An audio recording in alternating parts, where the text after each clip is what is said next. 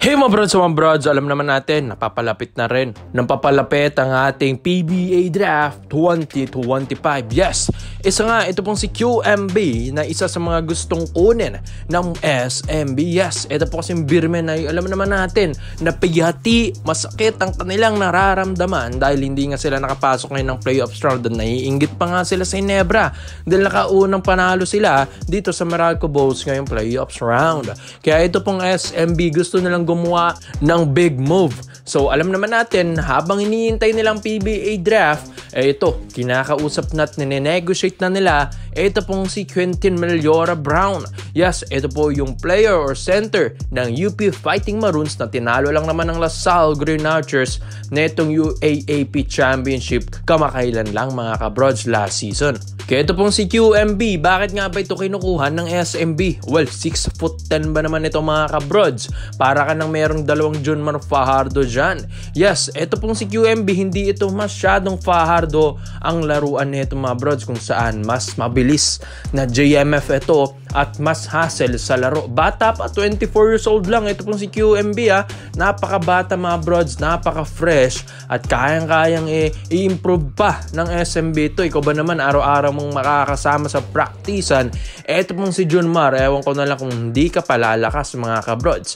Kaya ito pong si QMB, habang bata pa, habang hindi pa nagpapadrop sa PBA, mga kabrods, gusto na nilang opera ng malaki ito. Yes, bakit? Baka kasi bigla itong nakawin na naman ng mga Japan B-League, Korea, Taiwan, Thailand mga kabrods, kasi alam nila may potential ito pong batang ito.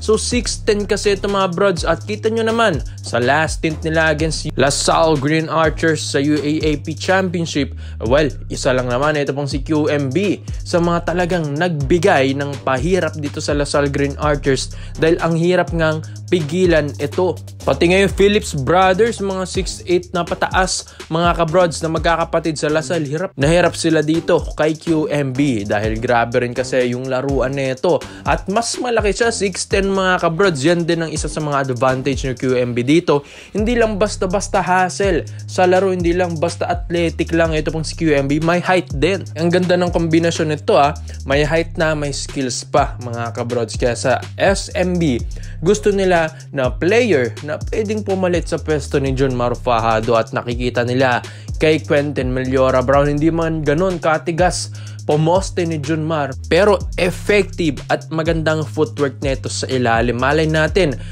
over the years dito niya sa paglaro niya sa SMB, mas mag-i-improve pang isang QMB, at malay natin, mas mag-evolve ito na Junmar Fajardo dahil syempre, araw-araw niyang makakapag-practicean ito pong si JMF, si The Kraken. So, ito pong sa SMB kasi, isa sa mga problema nila kung bakit sila natatalo lagi this season mga kabrods, dahil nga walang katulong si Fajardo, puro Junmar ng Junmar na lang. Paano na may mga locals hindi na natulong kay Junmar? Kaya sa ilalim, kailangan din ni JMF na may katuwang sa ilalim, dahil pag dino-double team ito, pwede niyang i-drop dyan sa paint dahil nandyan na yung QMB. Kaya napakalaking bagay nito mga brods kung ito yung madadraft talaga ng SMB, dahil bali-balita at ayon din sa reports natin, gustong kunin din ito ng Ginebra, TNT, and Converge. Ito pong si QMB pag hindi ito na-offeran overseas. Kaya ngayon pa lang, habang maaga pa, gusto na nilang offeran ito ng malaki, dahil bago ito magpa-draft sa PBA, meron na itong under the table na usapan mga kabrods.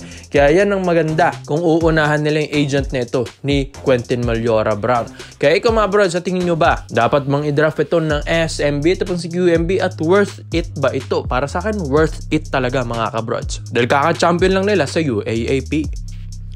Dito naman po tayo sa kabilang balita naman natin mga brods. Congrats sa Barangay Ginebra San Miguel for winning the Game 1 ng Best of 3 Series na against Meralco Bolts. And guess what? Isang panalo na lang mga kabrods, sila ay mag-a-advance na sa semifinals round. Ang ating best player, walang iba kundi si Scottie Thompson na may 23.7 rebounds and 6 assists. Grabe almost triple-double na yan para kay Scottie. So kay Brownlee naman 23 points, Japet Aguilar 19 points, RJ Barrientos 14 points, Rosario 8 points, Malonzo 7, and Holt 6. Sa Meralco naman, Newsome 10 points, Mitchell 19 points, Rios 13, Banchero 12, Quinto 11, Almazan 8. So all in all, dikitan ng laban pero Ginebra pa rin ang nagwagi dahil napaka-clutch din talaga nito ni Scary Thompson. Kaya kinakabahan ng mga Meralco fans dahil isang panalo na lang, laglag na ang Bolts. Kaya ikaw mga brods, sa game to nila kanino ka? Makakaisa pa bang Meralco sa do or die game or tatapusin na ng Barangay Ginebra San Miguel? So dito na nga tayo sa balita natin mga kabrods, usap-usapan ngayon kay Renz Abando.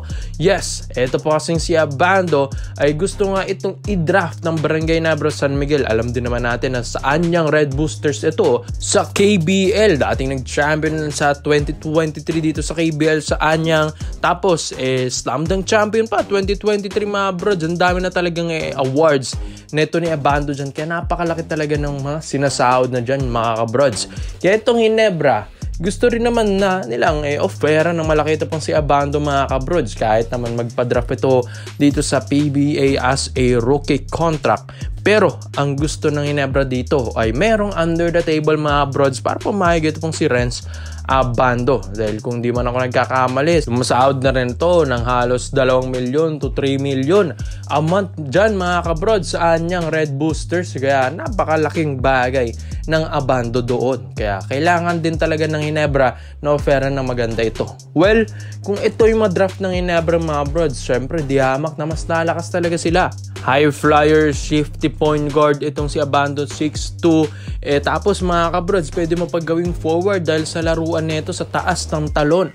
At biruin niya na Abando plus Scary Thompson na nag-sky high sa rebound mga kabrods. Napakagandang picture perfect yan mga kabrods sa mga sky high, mga air guards ng Ginebra yan mga kabrods. 26 years old pa. Ito pong si Renz Abando, bata-bata pa mga kabrods. Kaya napakaganda kung pwede nilang kunin ito. Well, hindi naman na kasi bago yan sa Ginebra. Dahil diba, yung dating player ng KBL na si RJ Abarentos, nasa na mga kabrods? Diba? Nasa Ginebra na. Kaya kayang-kaya nilang kunin yan. Draft pa nga si RJ, diba? Isa ito sa mga talagang naaasahang point guard dyan sa KBL and Japan B-League. Pero anong nangyari? Inofera ng malaki ng Ginebra, binato nila ng offer.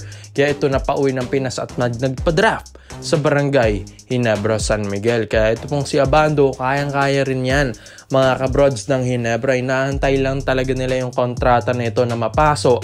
Tapos doon nila offeran, batuhan nila ng offer to habang papalapit na ng papalapit ang ating PBA draft 2025. Well, ang ganda rin kung ito yung makuha ng Ginebra dahil in terms of offense, yes, ando na. May shooting na. Ito pong si Abando, high flyer. Tapos, ang ganda pa gumawa ng spasyo nito. May handles, mga brods sa kanya na lahat.